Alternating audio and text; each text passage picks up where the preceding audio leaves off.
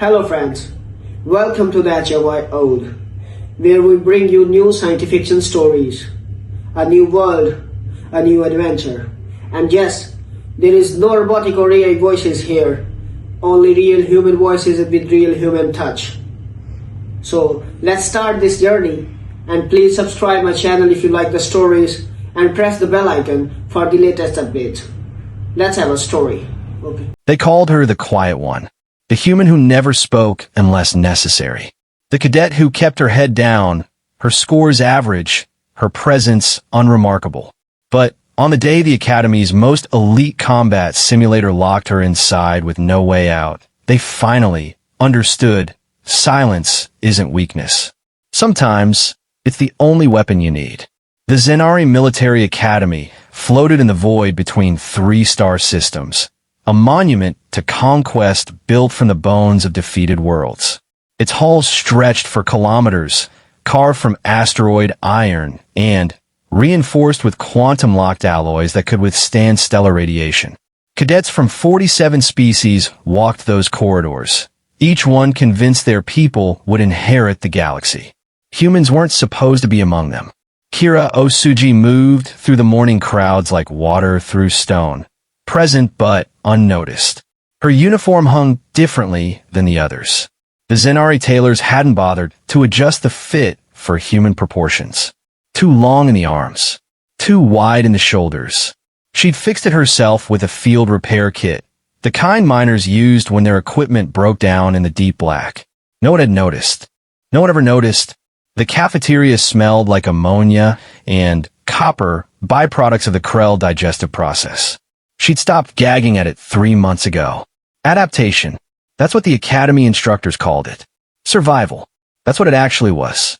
Move, smooth skin. A Krell combat instructor, War Chief Drex Nor, according to his chest plate, shouldered past her. 300 pounds of exoskeletal muscle and dismissive contempt. She stepped aside without a word. Let him pass. Let them all pass. Being invisible had advantages. She found her usual corner table, the one near the waste recyclers that no one else wanted. Her breakfast ration was 4,200 calories of synthesized protein and carbohydrates, carefully calculated for human metabolism. It tasted like recycled boot leather. Across the cafeteria, the Zenari elite cluster occupied the central platform. 7 cadets, each one a firstborn child of a conquered species ruling class. They'd been raised for this, bred for it. Their genetic modifications showed in the way they moved. Too fast, too precise, too perfect. The Academy claimed it didn't discriminate based on natural biology, but the simulation rankings told a different story. Kira was ranked 891st out of 923 cadets. She kept it that way deliberately. Attention, cadets. The voice cut through the cafeteria noise like a blade through flesh. Commandant Zalthor stood at the instructor's podium, his 4 eyes scanning the crowd with predatory focus. Zenthorian, apex predators from a world where everything either killed you or became your prey. Today marks the beginning of final trials.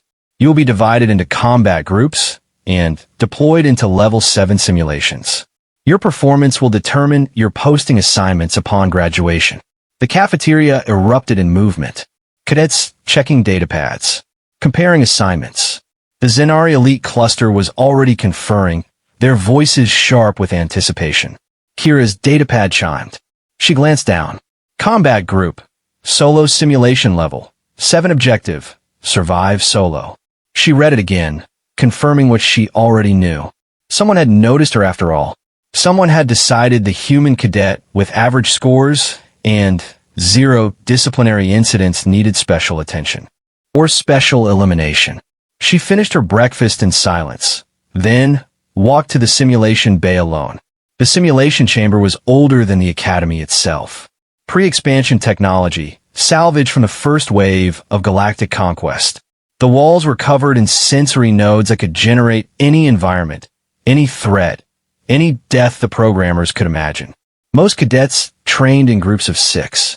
Solo deployments were reserved for the elite, or the expendable. Kira stripped off her uniform and stepped into the neural interface suit. The fabric clung to her skin like a second nervous system, mapping every muscle, every synapse. She'd worn it 17 times before, always in group scenarios where her role was simple. Stay alive, don't embarrass humanity, let the more capable species handle the objectives. This time felt different. The chamber door sealed with a pneumatic hiss. Air pressure equalized. The sensory nodes hummed to life, and reality dissolved. She stood in a forest. Trees stretched toward a green sky, their bark the color of dried blood. Gravity pulled wrong, too heavy like walking through water. The air tasted metallic. Somewhere in the distance, something screamed. Her HUD flickered to life. Simulation. Caledon Forest. Hostile territory objective. Reach extraction point. 12 kilometers northeast threats. Active time limit. 4 hours 12 kilometers through hostile terrain. 4 hours to cover it. Simple enough for a Zenari elite with enhanced reflexes and built-in tactical processors. Brutal for an unmodified human who'd spent the last 6 months pretending to be mediocre. Kira moved into the trees. The forest had rules. She could feel them in the way the undergrowth grew, the pattern of the light filtering through the canopy. Predators hunted by sound here. The soil was soft enough to muffle footsteps if you knew how to walk. She'd learned that skill on Europa Station, tracking pressure leaks through damaged habitats where one wrong step meant explosive decompression. Silence was survival. 30 minutes in, she found the first body. Not real, simulated, but detailed enough to make her stomach clench. A Krell cadet, torn open from sternum to pelvis. The wounds were precise. Surgical. Whatever had killed him hadn't been random. It had known exactly where to cut. She kept moving. The screaming grew louder. 2 hours into the simulation, she understood what she was hunting. Or rather, what was hunting her. The Caledon Forest wasn't just hostile terrain. It was a behavioral assessment. The simulation watched how you moved, how you fought, how you died. It learned. It adapted. And it was currently learning that the human cadet moved like smoke through the trees, leaving no trace, making no sound, avoiding every trap and ambush point with almost supernatural precision. Because she'd memorized the terrain 3 months ago. The Academy library contained every simulation ever run in the chamber. Thousands of scenarios, millions of data points. Most cadets never bothered to read them. Why study when your genetic enhancements would carry you through? But Kira had spent her nights downloading tactical maps, environmental hazards, threat patterns. She'd built a mental database of every death, every failure, every successful extraction. The Caledon Forest had killed 147 cadets in the last decade. She knew every one of their mistakes. The extraction point appeared through the trees, a clearing marked by 3 standing stones arranged in a triangle. Her HUD showed 15 minutes remaining. Plenty of time. Too much time. That's when the simulation changed the rules. Her HUD went dark. The sensory nodes emitted a high-pitched whine that made her teeth ache. The forest dissolved in a static, then reformed into something else entirely. A ship corridor. Emergency lighting. The smell of burnt electronics and leaking coolant. Simulation override. Nova-class combat scenario objective. Unknown threats. Classified time limit. None. Someone was testing her. Someone who had access to Academy command systems and the authority to reprogram a level 7 simulation mid-run. Kira's pulse stayed steady. Her breathing remained controlled. Because she'd been expecting this. 3 months ago, she'd noticed patterns in the Academy's surveillance systems. Gaps in the monitoring schedules. Specific instructors accessing cadet files after hours. Someone was watching the human, waiting to see if the Earth government had sent them a spy or just another desperate colonist kid looking for a military pension. Time to show them what humanity actually sent. The corridor stretched ahead, identical bulkheads repeating into darkness. Standard Zenari warship design, efficient, modular, completely predictable. She moved forward, boots silent on the deck plating. Her hands found the wall, fingers tracing the subtle variations in temperature that indicated power conduits beneath the surface. Footsteps. Heavy. Multiple contacts. She pressed herself into a maintenance alcove as a patrol passed, for Xanthorian soldiers in full combat armor, their weapons charged and ready. They moved with the confidence of apex predators in familiar territory. They didn't look into the alcove. Kira waited until their footsteps faded, then continued forward. The simulation wanted her to fight. Every scenario in the database emphasized combat effectiveness, kill counts, tactical aggression. That's what the Academy valued. That's what separated the elite from the expendable. She had no intention of fighting. The ship's layout unfolded in her mind like a schematic. She'd studied Xenari naval architecture during her transit from Earth, memorizing deck plans while other colonists slept in cryo. Main engineering would be aft, 3 decks down. Life support centralized on deck 7. Command bridge forward naturally. But the simulation wasn't a real ship. It was a test. And tests had objectives. She found a first clue in a maintenance panel, scorch marks around the access port that didn't match standard wear patterns. Someone had forced it open recently. Someone who knew where to find the manual override. Kira opened the panel and climbed inside. The maintenance shaft was barely wide enough for her shoulders. Xanthorians were larger, bulkier. They'd never fit through spaces like this. Neither would Krell or most of the other species at the Academy. But humans were persistence hunters from a world where prey hid in burrows and caves. Tight spaces were home. She crawled forward, following the power conduits. The shaft branched and rebranched, a 3-dimensional maze designed for automated repair drones. Her HUD was still dark. No map, no guidance, just instinct and spatial memory. 20 minutes of crawling brought her to a junction point where 6 shafts converged. In the center, suspended by magnetic clamps, was a data core. Military-grade encryption. Pulsing with active processing. This was the test's heart. Kira reached for the core, then stopped. Her fingers hovered centimeters from the casing. The simulation had been too easy. The patrol too obvious. The maintenance shaft too convenient. They were waiting to see if she'd take the bait. She pulled her hand back and instead examined the junction structure. The magnetic clamps were rated for Xanthorian equipment. Heavy, durable, designed to hold through combat maneuvers and weapons fire. But the power supply feeding them ran through a single relay node, visible through a gap in the plating. Kira drew the maintenance tool from her suit's utility pocket. Standard issue, designed for field repairs. She wedged it into the gap and applied pressure at the precise angle needed to crack the relay's housing without triggering failsafes. The magnetic clamps failed. The data core dropped into her hands. Alarm should have screamed. Security should have flooded the shaft. But nothing happened, because someone was watching to see what she'd do next.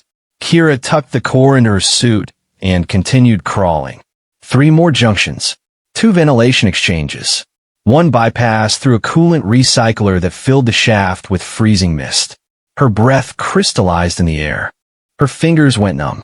She kept moving. The shaft terminated at a wall panel that opened onto what should have been the ship's bridge. Instead, she emerged into an observation deck overlooking empty space. Stars stretched to infinity beyond the viewport. No planets, no ships, just void. And standing in the center of the deck, waiting, was Commandant Xaelthor. Not a simulation, the real one. His 4 eyes focused on her, with an intensity that most cadets never survived. Cadet Osuji. His voice was desert wind over broken glass.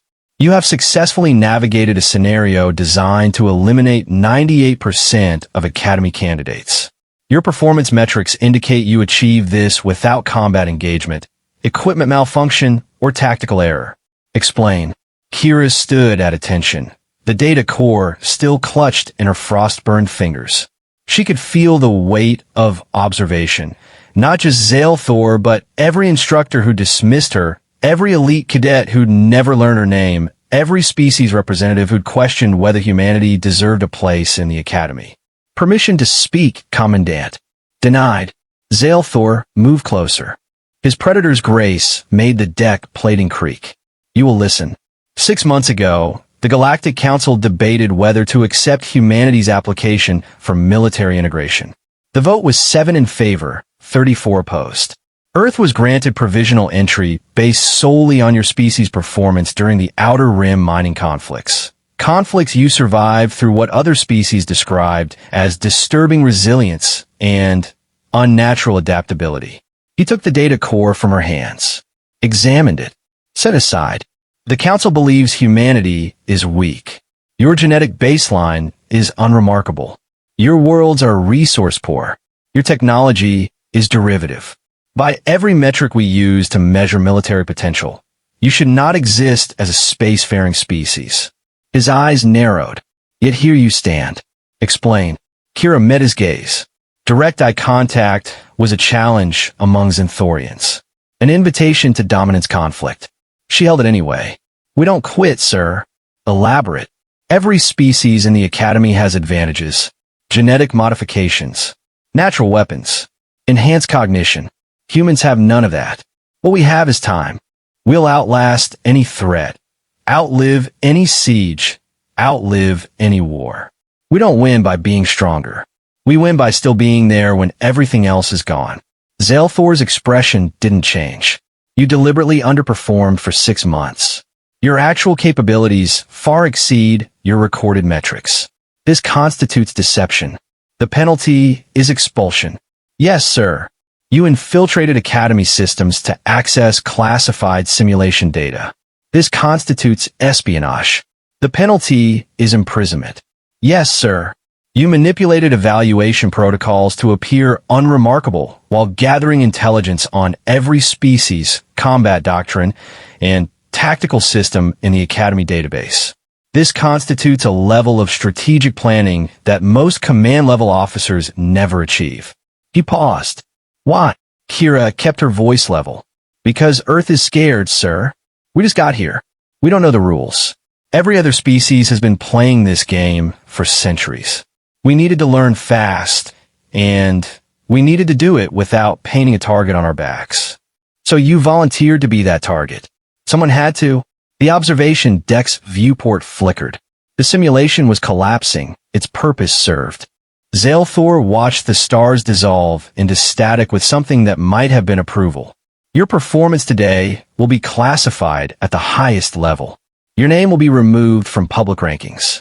Your existence at this academy will become a rumor that most cadets dismiss as hazing mythology. He turned to face her fully. And when you graduate, you will be assigned to Vanguard operations, the branch responsible for first contact scenarios with hostile unknowns. Kira's heart rate spiked for the first time in hours. Vanguard operations, where careers ended in unmarked graves on worlds that didn't exist on any map. You're dismissed, cadet. Return to standard rotation. Say nothing of this evaluation to anyone. Sir, what about the council vote?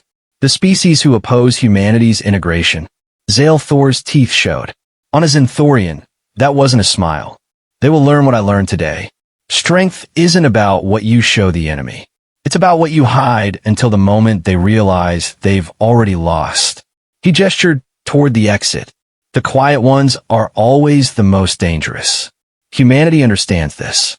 The galaxy is about to as well. Kira returned to her quarters at 0300 hours. The corridors were empty. The academy slept, its elite cadets dreaming of glory and conquest. She stripped off her uniform, checked her datapad for new assignments. Nothing. Just standard rotation. Morning drills. Classroom lectures. Cafeteria duty. Back to being invisible. She lay in her bunk, staring at the ceiling. Somewhere in the Academy's classified archives, her name now sat in a file marked special attention. Do not engage. Somewhere in the Galactic Council chambers, species representatives were receiving reports that would make them reconsider their assumptions about the baseline humans from that little blue world. Somewhere, humanity was taking its first real steps into a galaxy that had never known what persistence actually meant. Kira closed her eyes. Tomorrow, she'd be silent again. Average scores. Unremarkable performance. Just another human cadet who barely made the cut. And 6 months from now, when the Academy's combat rankings were published, she'd be exactly where she needed to be. Unnoticed, underestimated, and gathering intelligence that Earth strategists would use to map every weakness in the Galactic Council's military structure. Because that's what humans did. They watched. They learned. They waited. And when the galaxy finally looked up from its ancient hierarchies and genetic superiority, humanity would already be everywhere, embedded in every system, teaching the hard lesson that evolution didn't care about perfect genetics. It only cared about who was still standing when the dust settled. The message arrived 3 weeks after her simulation trial, buried in routine maintenance updates where no one would think to look. Kira found it during her scheduled equipment check, hidden in the diagnostic code of her neural interface suit. Osuji, Building 7, Sublevel 3, 0400 hours. Come alone, she memorized the coordinates and deleted the file. Building 7 was the Xenobiology Research Annex, a place most combat cadets avoided. Too much science, not enough glory. The sublevels were restricted, classified research that even the elite clusters whispered about in the cafeteria. Someone wanted to talk somewhere the Academy's surveillance couldn't follow. At 0345 hours, Kira slipped out of her quarters. The corridors were monitored, but she'd mapped the camera coverage months ago. Gaps existed. You just had to know where to walk, when to move, how to time your steps with the patrol rotations. The Academy security was designed to catch cadets sneaking to unauthorized areas for the usual reasons. Contraband, romantic encounters, fights that couldn't wait for the simulation bay. It wasn't designed to catch someone who moved like they were already a ghost. Building 7's entrance required biometric verification. She pressed her palm to the scanner and waited for the rejection she'd been expecting. Instead, the door opened. Someone had authorized her access. Someone with command-level clearance. The sublevel stairs descended into darkness that emergency lighting barely touched. Temperature dropped with each step. Her breath misted in the air. At the bottom, a corridor stretched forward, lined with containment cells whose windows showed only blackness. A figure waited at the corridor's end. Not Commandant Zaelthor. Not any instructor she recognized. This was a Krell, but wrong somehow. Too thin. Too scarred. His exoskeleton bore marks that came from combat, not training simulations. Real weapons. Real kills. Cadet Osuji. His voice was gravel scraped across metal. Yo imbatlemaster kekstar. You don't know me. You're not supposed to. Walk with me. He turned without waiting for acknowledgement and moved deeper into the sublevel. Kira followed, every instinct screaming that this was either the most important moment of her academy career or the last minutes of her life. The corridor terminated at a containment observation room. Through reinforced glass, Kira could see something that made her training fail her for the first time in months. A ship, or what remained of one. The hull was torn open like paper, its interior exposed to harsh examination lights. The design was wrong. Asymmetrical.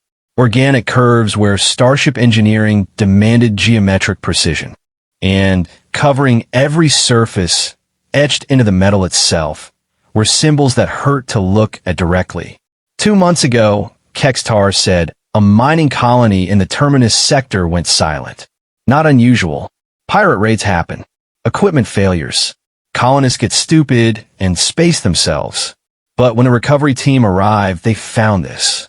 He gestured at the wreckage, and they found what was left of 317 colonists who'd been turned into something that used to be alive.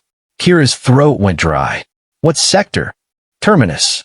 Edge of Council space, where your species has been establishing mining outposts. His eyes fixed on her. The ship isn't listed in any database. The symbols match nothing in galactic records going back 11,000 years. And the biological matter recovered from the colonists shows genetic manipulation that shouldn't be possible with current technology. He pulled up a holographic display.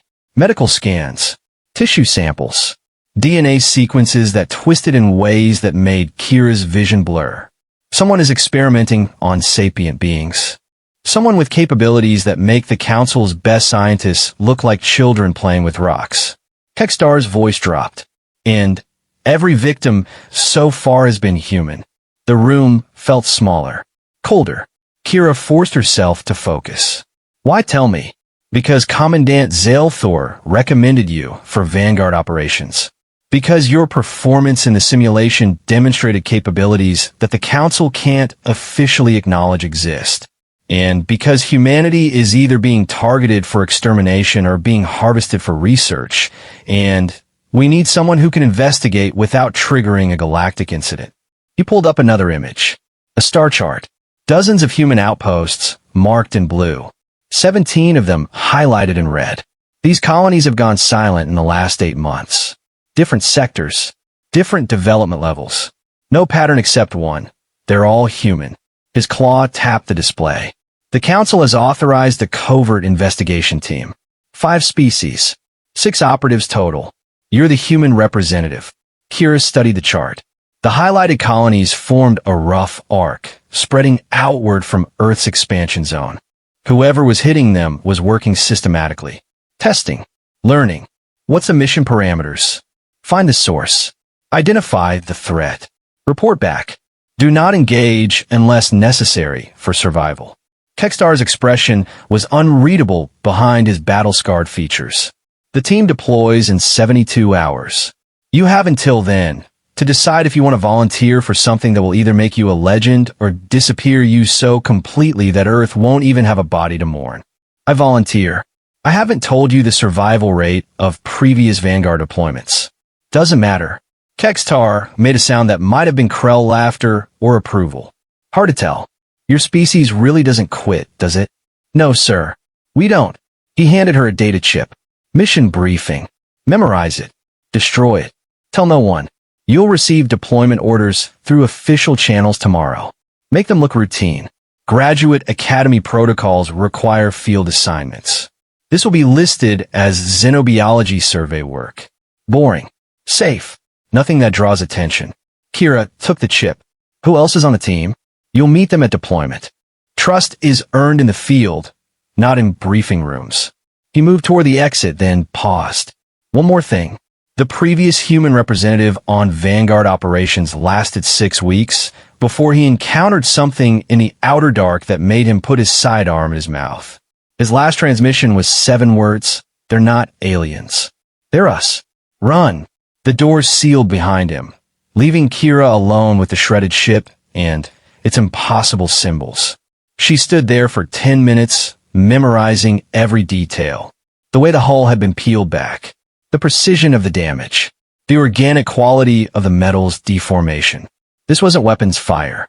This was something that had reached inside the ship's structure and reshaped it like clay. The data chip felt heavy in her pocket. She took the stairs back to ground level, moving through camera blind spots with practiced ease. Dawn was breaking over the Academy's artificial horizon, simulated sunrise for species who needed circadian rhythms. Cadets would be waking soon. Morning drills, classroom lectures, the comfortable routine of military training. Kira returned to her quarters and locked the door, pulled out her personal data pad, the one that wasn't connected to Academy networks, inserted the chip. The mission briefing unfolded across her screen. Vanguard Operations, Classification, Omega Black Mission, Ghost Light Protocol Objective, Investigate Human Colony Disappearances, Terminus Sector Team Composition, Beatitilium ASDR, KXDR, Krell, Combat Specialist Navigator, Thyra, Centauri, Astrogation Specialist VL Karam, Xanthorian, Infiltration Technical Officer REI Mote EH, Silicon Collective, Systems Medical Officer Eswell Varen, Hiolani, Xenobiology Field Analyst K, Osuji Human, Pattern Recognition 6 people, 5 species with centuries of spacefaring experience, and 1 human who'd spent the last 6 months pretending to be unremarkable. The briefing detailed 17 colony sites. Population ranges from 43 to 812. All went silent within a 3-week window before anyone noticed. No distress calls. No evacuation attempts. Just silence. And in each case, recovery teams found the same thing. Biological matter that had been human, but wasn't anymore. Kira scrolled through the medical data. Her training at the academy covered basic xenobiology, enough to identify species and understand their physiological vulnerabilities. But this was beyond anything in the curriculum. The genetic sequences showed deliberate engineering. Splice points that required molecular precision. Modifications that shouldn't be survivable, but somehow were. Someone was rewriting human DNA, testing variables, iterating designs. The question was why. She destroyed the data chip with her maintenance tool's plasma torch, then flushed the residue down the waste recycler. No evidence, no trail, just a cadet preparing for another day of unremarkable performance. At 0600 hours, her official datapad chimed with new orders. Cadet Osuji, field assignment, xenobiology survey, terminus sector, report 2 Hangar Bay 7 to 1,400 hours, perfect cover. Boring enough that no one would question it. Safe enough that her instructors would approve without review. She spent the morning in standard rotation. Combat drills where she scored exactly 73rd percentile. Tactical theory where she answered questions correctly, but never volunteered insight. Cafeteria duty where she cleaned tables and avoided eye contact. The elite clusters ignored her. The instructors marked her present and moved on. By afternoon, she'd become invisible again, exactly as planned. At 1,355 hours, she reported to Hangar Bay 7 with a standard deployment pack. Light gear, minimal supplies, nothing that suggested she expected trouble. The hangar was empty except for a single ship docked at the far berth. Not a standard transport. This was a Vanguard stealth runner. Matte black hull, sensor dampening plating, engines designed for silent running. The kind of ship that appeared on no registry and left no trace. 5 figures waited at the boarding ramp. Battlemaster Kextar stood at their center, his scarred exoskeleton gleaming under hangar lights. Beside him, a Centauri navigator whose skin refracted light like cut crystal. A Zenthorian so dark he seemed to absorb illumination. A Silicon Collective unit whose form shifted between solid and liquid states. And a Helani medic whose 6 arms moved in constant, nervous patterns. They all turned to look at her. Kira walked forward, boots echoing in the empty hangar. She stopped at parade, rest 3 meters from the group. Cadet Osuji, reporting as ordered. Kextar's eyes narrowed. Drop the cadet routine. You're Vanguard now. We don't do ranks. We don't do protocol. We do results or we do corpses. He gestured at the others. Navigator Vianthera gets us where we're going. Valkyrim gets us inside places we shouldn't be. Raymoth keeps our technology working. Silverin keeps us alive. And you, he pointed a claw at her chest. You find patterns no one else sees. The Zenthorian, Valkyrim, moved closer. His movements were liquid, predatory. The human who hides. I read your file. 6 months of perfect mediocrity. Impressive deception.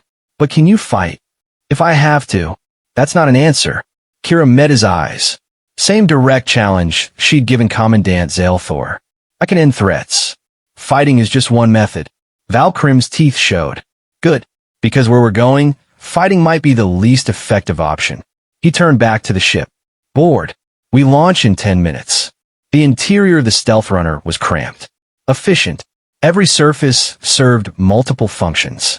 Kira found a crash seat and strapped in. Around her, the team performed pre-flight checks with the practiced ease of operatives who'd done this too many times to count. The Helani medic, Silverin, slid into the seat beside her. Up close, the alien's physiology was fascinating. 6 arms, each ending in different specialized appendages. Medical scanners, surgical implements, trauma stabilization equipment, a living field hospital. First deployment, Silverin's voice was gentle. Musical. Yes. Don't be nervous. Most of us survive. 3 of his arms gestured in what might have been reassurance. The trick is not thinking about the ones who don't. The ship's engines hummed to life. Through the viewport, Kira watched the hangar bay's atmosphere shields shimmer as they prepared to open. Beyond them, space waited. Dark. Infinite. Indifferent. Kekstar's voice came through the internal comm. Listen up. Transit time to the Terminus sector is 48 hours. We'll use that time for briefing and preparation. First colony on our investigation list is Outpost Mercy. Population 407. Last contact 6 weeks ago. Recovery team reported standard disappearance pattern, but no biological matter recovered. Whatever took them didn't leave evidence behind this time. The ship launched. Acceleration pressed Kira into her seat. The Academy fell away below them, shrinking to a point of light before disappearing entirely. She was leaving behind everything she'd built. The careful mediocrity, the invisible presence, the safe routine of training exercises where death was simulated and failure was educational. Vanguard operations didn't simulate anything. Raymotha's liquid form pooled in the seat across from her, solidifying into something approximating humanoid shape. You're wondering why they chose you. The Silicon Collective's voice resonated like struck crystal. A cadet with no combat decorations, no genetic enhancements, no apparent specialization. The thought occurred to me. Commandant Zalthor recommended you because of what you didn't do in the simulation. Any elite cadet would have fought their way through, killed everything, claimed victory through superior force. Raymotha's form rippled. You avoided every fight, solved every problem through observation and patience. That's what Vanguard needs. Operatives who think before they kill. Navigator Zoyanthera turned from the cockpit controls. Light bent around her crystalline features. Also, humans are strange. Your species operates on emotional logic that makes no computational sense. You'll sacrifice efficiency for sentiment. You'll risk everything for concepts that have no survival value. It's irrational. Her voice carried something like admiration. It's also why you keep surprising everyone who underestimates you. The ship achieved jump velocity. Stars stretched into lines as the stealth runners' faster-than-light drive engaged. Reality bent. Space folded. And Kira Osuji, the quiet one from Earth who'd spent 6 months being deliberately unremarkable, began the journey that would teach the galaxy what humanity had known since they first looked up at the stars and decided to reach them. Silence wasn't weakness. Patience wasn't surrender. And sometimes the most dangerous thing in the universe was the person everyone forgot was there. The Terminus sector smelled like failure. Not literally. The stealth runner's environmental systems filtered out everything except processed oxygen and recycled water. But Kira could feel it in the way Navigator Vinthera's hands trembled at the controls, the way Battlemaster Kekstar's war scars seemed to deepen under the navigation lights, the way Specialist Valkyrim stopped making predatory jokes and just stared at the viewports with his 4 eyes unfocused. They'd been searching for 6 days. Outpost Mercy was a crater. Not destroyed by weapons, just gone like something had reached down and scooped out everything that made his settlement. Buildings, infrastructure, people, all removed with surgical precision, leaving only the bare rock of the asteroid it had been built on. Outpost Salvation showed the same pattern, and New Providence, and Shepherd's Hope. For colonies, 1,700 human lives, erased. There, Raymotha's liquid form pooled across the sensor console, interfacing directly with the ship's detection grid. Colony 5, Outpost Redemption. Population 643. Last contact 4 days ago. For days. Fresh. Kekstar moved to the tactical station. Full stealth approach. Zoyanthera, get us in close, but keep the engines cold. If whatever hit the other colonies is still there, I want to see it before it sees us. The stealth runner drifted toward redemption on momentum alone, every system powered down to minimum. Through the viewport, the colony grew from a point of light to a sprawling complex built into the side of a dwarf planet. Light still burned in some sections. Atmospheric shields held. No visible damage, but no life signs. I'm not reading any bodies, Silverin said, 6 arms dancing across medical sensors. No biological matter at all. It's like they evacuated. Evacuated where? Valkyrm's voice was sharp. No ships in dock. No debris field. No distrés. He pulled up the colony's communication logs. Last transmission was a routine supply request. Standard format. No indication of threat.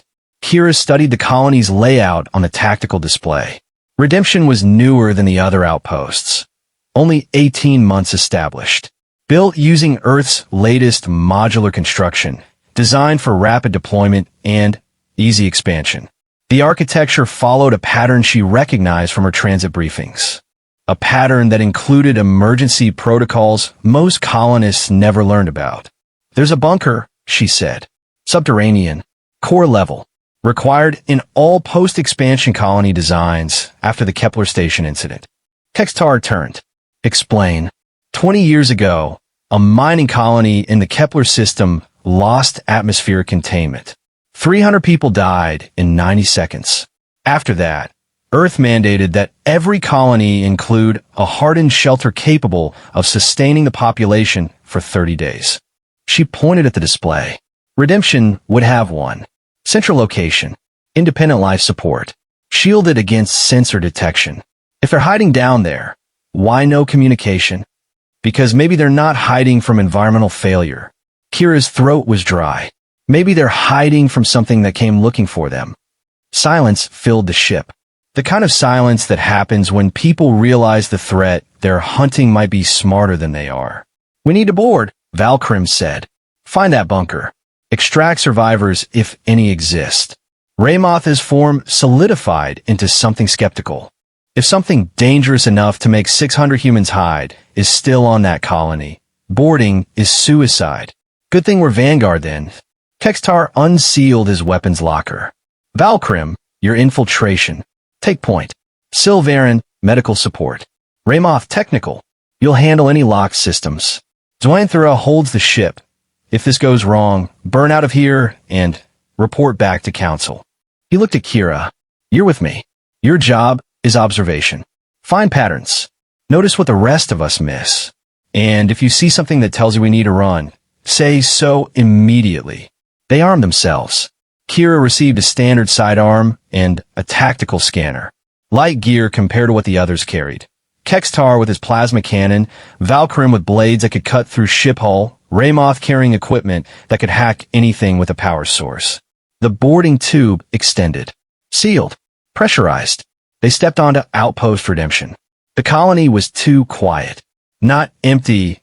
Emptiness had a quality, an absence that felt natural. This was silence that had been imposed. Forced. Like the universe was holding its breath. Their boots echoed on metal deck plating. Emergency lighting cast everything in red. Life support hummed at minimal power. Somewhere in the distance, a ventilation fan cycled air that no one was breathing. Valkyrim moved ahead, his dark form blending with shadows in ways that hurt to watch. He'd signal with hand gestures when a corridor was clear, when a door needed checking, when something felt wrong. He signaled wrong a lot.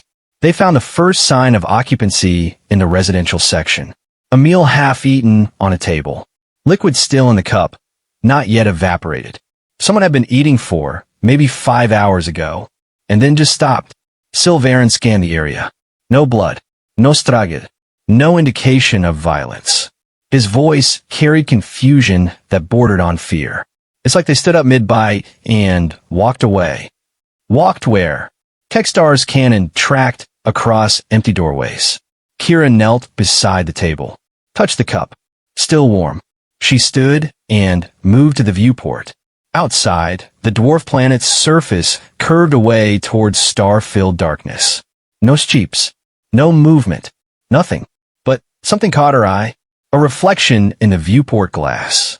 Not from inside the colony. From outside. Cut your lights, she whispered. The team obeyed instantly. Darkness swallowed them. And in the viewport, the reflection became clear. Something was moving across the colony's exterior.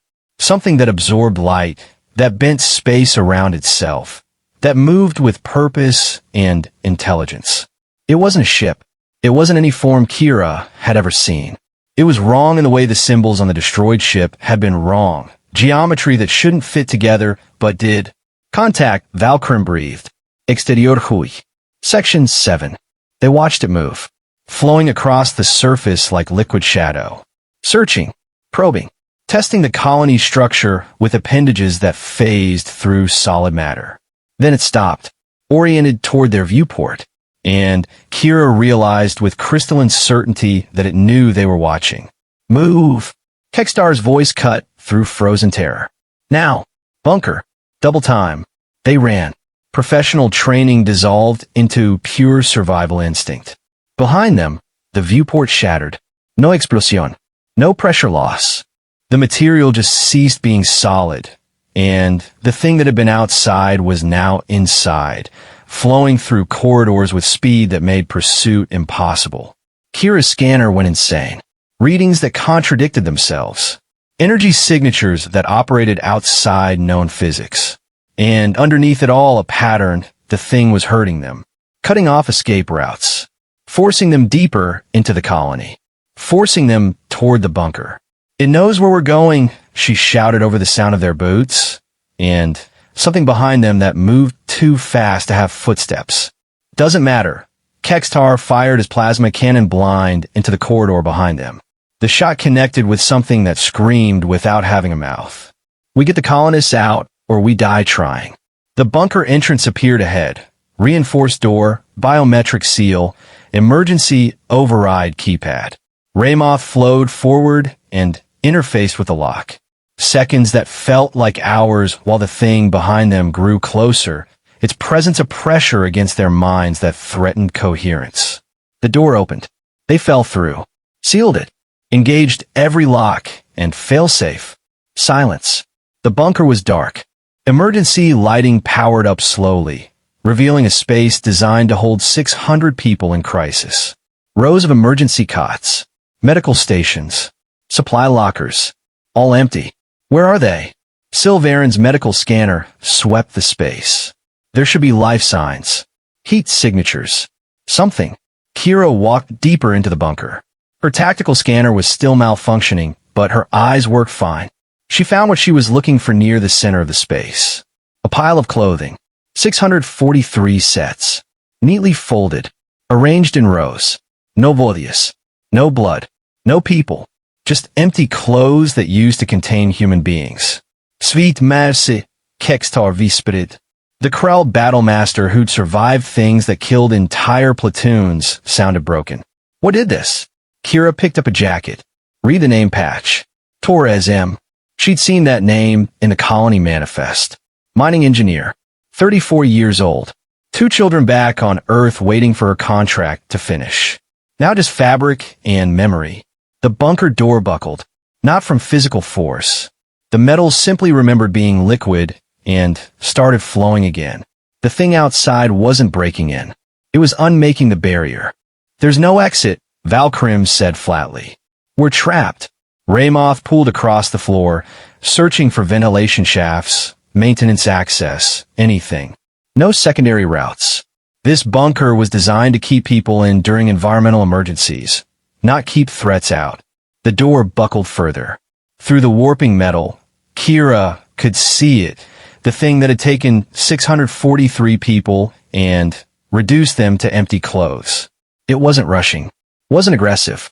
It was patient, like it knew they had nowhere to go. Kira's mind raced. Pattern recognition. That's what Kekstar had said she was here for. Find patterns no one else sees. She looked at the folded clothes. The way they were arranged. The precision. This wasn't killing. This wasn't harvesting. This was collection. It's not here to hurt us, she said. The team turned to stare at her like she'd lost her mind. Look at the pattern. Every colony. No violence. No straged. No vodius. It takes people, but leaves everything else intact. Even their clothes. She picked up another jacket. This is careful. Deliberate. Whatever it is, it's not predatory. It's archival. Archival. Kekstar's voice was hollow. It's collecting humans. Not humans. Kira's hand shook. Human consciousness. Human patterns. It doesn't want our bodies. It wants what makes us us. The door finished its transformation from solid to liquid to nothing.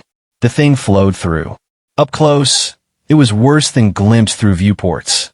It had no form because it was all forms, shifting, changing, adapting moment by moment. Where it touched the air, reality bent. The team raised weapons. Don't! Kira stepped forward. Every instinct screamed to her to run, but pattern recognition was stronger than fear. It hasn't hurt us. It had chances. It hurted us here, but didn't attack. Because it's playing with its food, Valkyrim hissed. Or because it wants something we can give it without dying. She walked toward the thing. Behind her, Silverin made a sound of medical professional horror. Kekstar's cannon tracked her movement, but didn't fire.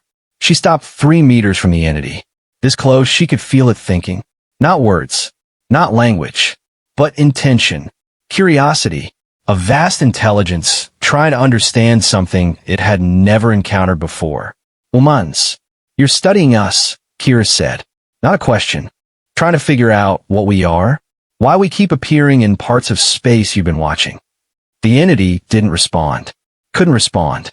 It had no communication organs because it didn't need them. It was beyond that. But it did stop moving. Focused. Waited. Kira pulled off her glove. Held out her bare hand. You've been taking people to learn about us. But you're missing something. Humans don't make sense individually. We're persistence hunters. Pack species. We only make sense together. Her scanner went critical with warnings. The entity flowed closer. If you want to understand humanity, you can't just take our patterns and analyze them in isolation. You need context. You need to see how we connect. She kept her hand steady. Take my memories, my thoughts, but leave me intact. Learn what you need to learn, and then let us go. The team started to move. She held up her other hand to stop them. This is why Earth sent a human. Not because we're strong, not because we're enhanced, because we understand what it means to be underestimated, to be studied, to be treated like specimens. Her voice was steady. We've done it to ourselves for thousands of years. Every time one culture met another, every time humans from different places tried to understand each other. We know what it's like to be on both sides of this. The entity reached out an appendage that was light and matter and something else entirely. Touched her hand. Kira's mind exploded. Not pain. Not exactly. But the sensation of her consciousness being read like data, her memories accessed and cataloged, her entire existence parsed by an intelligence so vast that her individual thoughts were less than dust. She saw herself through its perception, a strange little pattern of electrical impulses and chemical reactions that somehow produced something called humanity. And through that vast intelligence's confusion, she felt to try and understand why humans kept trying to survive in a universe that should have killed them centuries ago. Why they built colonies in impossible places. Why they kept reaching outward when everything suggested they should stay home. She showed it, not with words, with memory. Her grandfather's hands teaching her to fix broken mining equipment because out in the black, if something broke and you couldn't fix it, you died.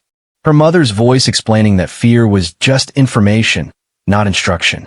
The faces of every human she'd ever known who'd looked at impossible odds and said, yeah, but what if we tried anyway? The entity withdrew. Kira collapsed. Silverin caught her before she hit the deck, 6 arms performing emergency medical assessment. The thing that had unmade 643 humans hung in the air, processing. Then, it did something Kira's traumatized consciousness could barely comprehend. It reversed. The empty clothes began to glow. Reality bent in new ways. And from nothing, from absolute void, forms began to materialize. Human forms. Solid. Breathing. Confused. It was giving them back. Not clones. Not copies. The actual people, their consciousness and patterns restored from whatever archive the entity had stored them in. They appeared in waves, stumbling and gasping, 643 souls pulled back from analytical dissolution. The entity spoke, not in words, but in pure conceptual transfer that hit every mind in the bunker simultaneously. Understood. Humans incomplete when separated. Require collective context. Specimen collection invalid. Will observe in native environment instead. Apologies for disruption. Then it was gone. simply ceased being present in any meaningful way. The bunker fell silent except for 643 humans crying, laughing, trying to understand what had just happened to them. Kira lay in Sylvarin's arms, her mind slowly reassembling itself into functional thought. Kextar stood over her, his battle-scarred face showing an expression she'd never seen on a Krell. Respect. You gave yourself to an entity that had atomized entire colonies, he said quietly. Offered your consciousness as a bridge. That was the stupidest, bravest, most human thing I've ever witnessed. She managed a smile. We don't quit, even when we should. The journey back to the academy took a week. The stealth runner was crowded, not designed to carry colonists, but they made it work. Humans were good at making impossible logistics function through sheer stubbornness and creative cargo management. Vanguard Command classified the entire mission at levels that removed it from official record. The Council received a report that used words like unprecedented contact and non-hostile resolution and human diplomatic initiative. Between the lines, they read, "We sent 5 experienced operatives and 1 unmodified human into something that was erasing colonies, and the human talked it into giving everyone back." The 17 previously missing colonies were found intact, their populations restored. Confused, traumatized, but alive. Whatever the entity was, it had learned its lesson about humanity, and it had shared that lesson with whatever vast intelligence network it belonged to. Across the outer sectors, strange phenomena stopped manifesting. Ships reported decreased anomalies. The impossible geometry that had been appearing near human settlements simply stopped. Word spread, not officially, but in a way information always spreads among people who notice things. A human cadet at the academy had gone into the dark places where Vanguard operatives died and had come back having negotiated with something that terrified species with 11,000 years of spacefaring experience. When Kira returned to her quarters, her datapad showed a new ranking. Cadet Osuji, Combat Specialty, First Contact Protocol, Rank, Classified, no number. No percentile, just classified, which meant she'd achieved what she'd been trying to avoid, attention. But it was the right kind of attention. The kind that made other species reconsider their assumptions about the baseline humans from that little blue world. The kind that suggested maybe genetic enhancements and natural weapons weren't the only forms of strength. Commandant Zalthor summoned her to his office 3 days after her return. She stood at attention in front of his desk, waiting. I read Battlemaster Kextar's report, he said. You violated every protocol for encountering unknown entities. You risked contamination, dissolution, mental compromise, and death. You gave a potentially hostile intelligence direct access to human neural patterns. His 4 eyes fixed on her. Your actions saved 17 colonies and potentially prevented a war between humanity and something we couldn't hope to fight. He stood, walked to his window overlooking the Academy's training grounds. The Council is implementing a new protocol. Human operatives will be embedded in all first contact scenarios moving forward. Not as soldiers, as interpreters. Because apparently your species has a talent for communicating with things that shouldn't be possible to communicate with. Kira kept her voice level. Sir, most humans aren't trained for that. Then we'll train them. You'll help. He turned. Effective immediately, you're reassigned to instruction duty. You'll develop curriculum for first contact protocols. You'll train the next generation of Vanguard operatives. And you'll do it while maintaining your current cover as an unremarkable cadet, because the Council still has species representatives who think humanity got lucky. He moved closer. Let them think that. Let them believe you're an anomaly. And while they're believing it, we'll be building a core of human operatives who understand what you demonstrated, that the most dangerous weapon in the galaxy isn't strength. It's empathy weaponized by someone willing to risk everything to use it. Kira allowed herself a small smile, still staying quiet, then until the moment the galaxy realizes you were never quiet. You were listening, learning, waiting. Zalthor's teeth showed. And by then, humanity will be so embedded in every level of galactic civilization that removing you would unmake everything we've built. She was dismissed, walked back through corridors where cadets still ignored her, where the elite clusters still never learn her name, where instructors marked her present and moved on. Perfect. 6 months ago, she'd arrived at the academy expecting to survive, to learn, to gather intelligence for a species that was scared of the vast galaxy they'd just joined. Now, she was training the people who would teach that galaxy what humanity had always known. The quiet ones were watching. The persistent ones were learning. The stubborn ones who never quit were preparing. And when the galaxy finally looked up from its ancient hierarchies and realized what was happening, humanity wouldn't be asking for a seat at the table. They'd already be sitting at every chair, serving every meal, knowing every conversation. Because that's what persistence hunters did. They waited, they endured, and they were still there when everything else had given up. Kira returned to her quarters. Check her new assignment files. First contact, training protocols, curriculum development, student evaluation criteria. She'd have to build something that looked unremarkable. Average difficulty. Nothing that suggested Earth was systematically preparing its people for a specific kind of warfare. The kind fought with understanding instead of weapons. She pulled up a blank document and started writing. Outside her window, artificial stars gleamed against the Academy's simulated night sky. Somewhere out in the real dark, an entity was observing humanity in their native environment, trying to understand the species that had taught it something new. Somewhere, other species were learning that the baseline humans were more than they appeared. And somewhere, back on Earth, strategists were reading reports about a cadet who'd stayed silent, stayed unnoticed, and then changed everything when it mattered most. The galaxy was about to learn what Kira had known from the beginning. Strength wasn't about what you showed the enemy. It was about what you hid until the moment they realized they'd already lost.